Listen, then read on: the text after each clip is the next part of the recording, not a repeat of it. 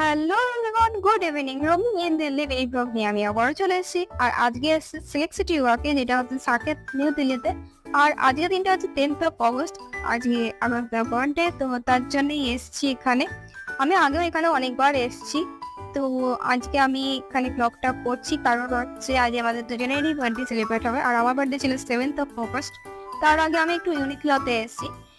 ইউনিক্লোতে আমি কিছু শপিং করেছি, কারণ আমি এতবার এই মলে এলেও ইউনিক্লোতে আমি কোনোদিন আসিনি, এই প্রথমবার এলাম। তো এখানে সত্যি ভালো কালেকশন ছিল। তারপরে গেলাম হচ্ছে ডিএলএফ মলে। এখানে ভিয়েতনামে এসেছিলাম, ভিয়েতনামে মেনুটা দেখছিলাম, অনেক কিছু ছিল, তার মধ্যে কিছু চুজ করেছি। আর এখানে আমরা দুজনে কেক কাটলাম।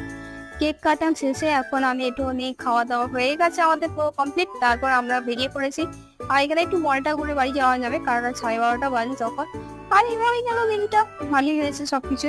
চলো পরে ভিডিও